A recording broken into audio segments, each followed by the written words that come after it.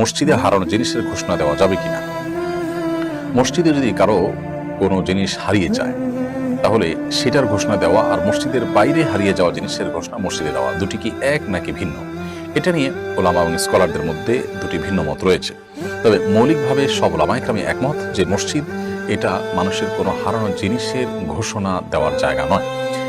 কারণ আবু দাউদ সহ বিভিন্ন হাদিসের কিতাবে পরিষ্কারভাবে বর্ণিত হয়েছে, নবী করিম সাল্লাল্লাহু আলাইহি ওয়াসাল্লাম বলেছেন, যদি কেউ মসজিদে তার হারানো কোনো জিনিসের ঘোষণা দেয়, কোথাও হারিয়েছে সে জিনিসের ঘোষণা যদি মসজিদে দেয়, তাহলে সেক্ষেত্রে সেই ব্যক্তিকে যেন জবাবে বলা হয় লা রাদ্দাহুল্লাহু আলাইক, অর্থাৎ তোমার হারিয়ে যাওয়া জিনিসটা আল্লাহ তোমাকে ফিরিয়ে না দেখ। এই কথা তাকে বলা, এক ধরনের ভৎসনা করা, তার মানে উৎসাহিত করা, সেজন্য এই কাজটি না করে। তো এই জন্য মসজিদের মধ্যে হারানো জিনিসের ঘোষণা দেওয়া না জায়েজ এবং নিষিদ্ধ, এ ব্যাপারে কোনো দ্বিমত কোনো আলেমের নেই।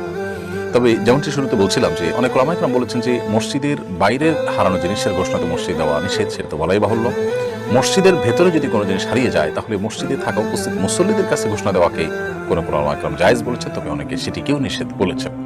এই জন্য আমরা খোলাসা এবং সারাংশে এসে বলতে চাই, মসজিদে কোনো প্রকার হারানো জিনিসের ঘোষণা দেব না আমরা, এবং মসজিদে হারানো জিনিসের ঘোষণা সে মসজিদে হারাক আর বাহিরে হারাক, উভয় অবস্থাতেই মসজিদে হারানো জিনিসের ঘোষণা দেওয়াটা অনুচিত এবং নিষিদ্ধ হাদিসের আলোকে। তবে যদি মসজিদের ভেতর হারিয়ে যায় তাহলে মসজিদের দরজায় বা মসজিদের মুখে বাহিরের অংশে দাঁড়িয়ে ঘোষণা দেওয়া যেতে পারে, বা সেখানে কোনো প্রকার ঘোষণার ব্যবস্থা নেওয়া যেতে পারে। এছাড়া কেউ কোনো কিছু পেয়েছেন মসজিদের ভেতর, তিনি বলতে পারেন যে আমি পেয়েছি, এই জিনিসটা কারো হলে নিয়ে যান, সেটা ভিন্ন বিষয়। কিন্তু যার জিনিস হারিয়েছে তিনি ঘোষণা দেওয়ার জন্য মসজিদকে ব্যবহার করবেন না। আসলে মসজিদ দুনিয়াবি এই জাতীয় কাজের জন্য নয়, মসজিদ জনকল্যাণের জন্য এবং মানুষের বিবিধ কল্যাণ সাধন করবার জন্য মসজিদ ব্যবহৃত হবে।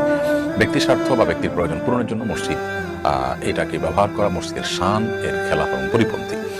এই জন্যই মসজিদের মধ্যে এমনকি নিজের প্রয়োজন পূরণের জন্য ভিক্ষা চাওয়া মানুষের কাছে বা হাত পাতা, সেটাও অনুচিত। এগুলো মসজিদের বাইরে করা দরকার এবং যথাসম্ভব মসজিদকে ইবাদতের জায়গা এবং দুনিয়াবি কোনো কাজ যদি করতে হয় সেটা হবে জনকল্যাণমূলক কাজের কেন্দ্র।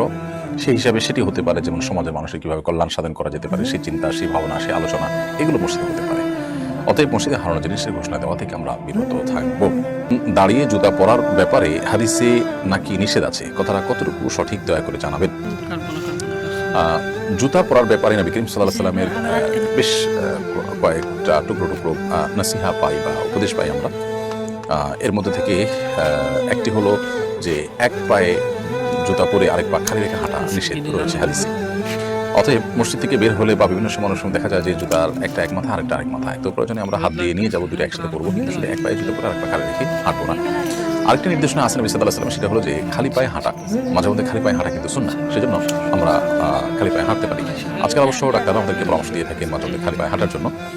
নবী সাল্লাল্লাহু আলাইহি ওয়াসাল্লামের সুন্নাহ এটি, এবং এটি আমাদের স্বাস্থ্যগত উপকারও যেমন বয়ে আনে, ঠিক তেমনি ভাবে আমরা সুন্নাহ আদায়ের নিয়তে যখন করবো নবী সাল্লাল্লাহু আলাইহি ওয়াসাল্লামের